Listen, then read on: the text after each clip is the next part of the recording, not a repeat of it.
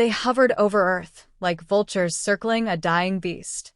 The Galactic Dominion, a coalition of over 60 advanced species, had finally surrounded the one planet that refused to kneel.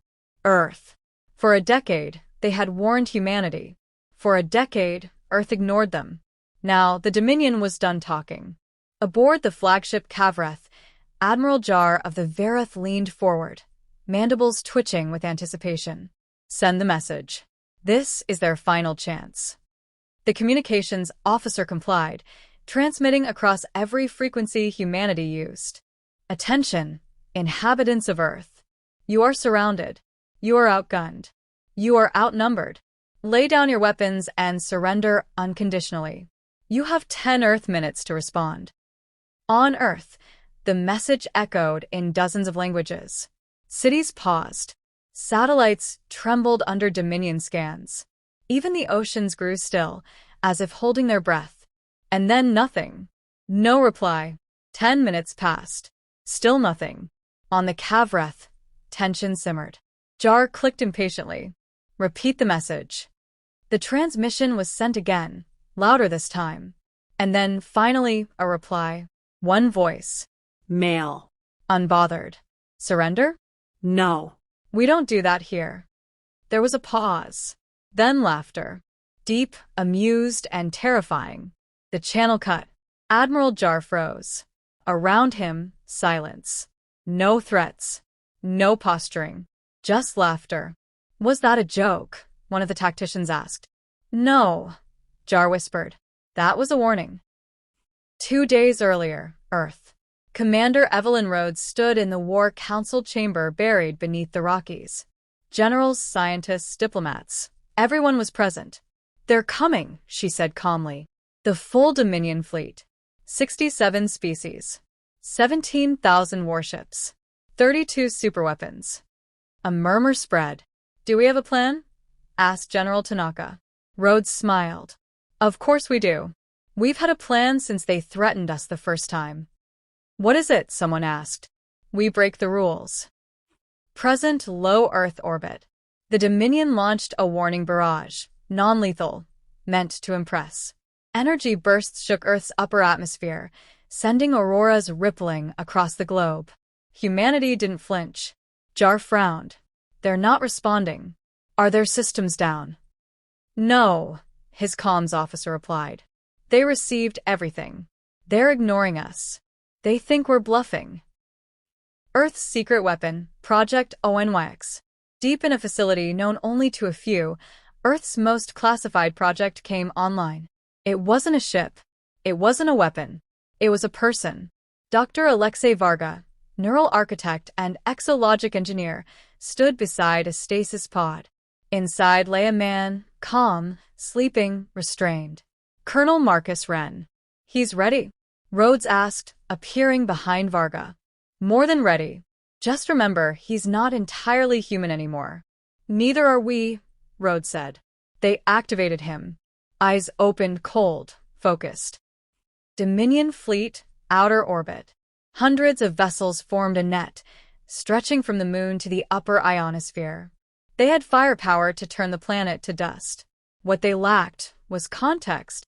The Kavretha's scanners flashed red. Unidentified signal, originating from Earth's surface. It's disrupting our formation AI. How? I don't know. It's rewriting itself faster than we can isolate. On screen, the Dominion fleet began drifting slightly off pattern. Jar snarled. Are they disrupting formation logic without firing a shot? Then one ship turned its guns on another and fired. Earth Command. Phase 1 complete, Rhodes said. They're confused. Let's show them what fear really looks like. Colonel Wren stepped forward, wearing an interface rig directly linked to satellite control, space-based railguns, and quantum entanglement beacons. He smiled. Time to play. Dominion. Inner orbit collapse. 5 Dominion cruisers detonated from the inside. No warning. No visible attack. Panic set in. Sabotage. No. Internal systems failure. But that's impossible. No, it's human. Interstellar broadcast, human frequency. You came here thinking war is about ships, numbers, and power. You forgot the most dangerous weapon in the galaxy is desperation. We are human. We are what the dark fears at night. Admiral Jarrus log. This isn't war. This is psychological annihilation. They laugh as they destroy our logic chains. They smile while tearing apart our fleets without a shot. They knew we were coming. They prepared not to fight us, but to humiliate us. Admiral Jar had fought dozens of campaigns. He had crushed rebellions, extinguished civil wars, and subdued pirate kings. But nothing compared to Earth. Ships were falling. Not by weapons, but by systems. Commands stopped responding. Engines failed mid-burn. Ammunition turned inert. It wasn't sabotage. It was precision psychological warfare backed by something the Dominion didn't understand: human madness. Earth Command, Rocky Mountain War Council. They're unraveling, General Tanaka said, eyes wide. Commander Rhodes nodded. Good. Now, we escalate. Colonel Wren's interface pulsed as new commands streamed through him. Project ONYX wasn't just him. It was every ghost system Earth ever built in secret. It was code that rewrote alien logic. Viruses that mimicked Dominion fleet protocols. Spoofed allies. Invented enemies.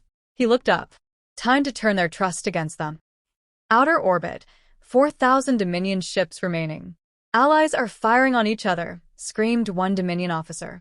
Identification systems compromised. Everyone's marked as hostile. Shut down auto-targeting. We can't. Commands are overridden. Admiral Jar watched in horror as coordinated battle lines collapsed. Panic rippled across sectors. Dozens of ships fled. He tried to issue a retreat. Nothing. Then static. Not white noise, human laughter, playing on every channel. Colonel Wren's journal. Black flag access. They came expecting war. What they got was theater. We didn't just fight back. We turned their technology into puppets. Their logic became our language. Their machines our messengers. Earth's counterattack begins. For the first time, Earth fires. But not conventionally. Satellites unleash EMP bursts targeting memory cores. Railguns deploy tungsten rods wrapped in stealth polymers. Debris clouds scatter with cloaked mines. Artificial gravity wells bend their flight paths unpredictably. Wren's AI interface speaks calmly. 17 ships neutralized. No direct engagement. Proceeding to Phase 4. Dominion superweapon, the Starpiercer. A weapon meant to destroy gas giants prepares to fire on Earth. Inside the ship, chaos reigns. Its reactor hums. But targeting shifts to their own flagship. By the time they notice, it's too late. The Starpiercer fires on the Cavreth.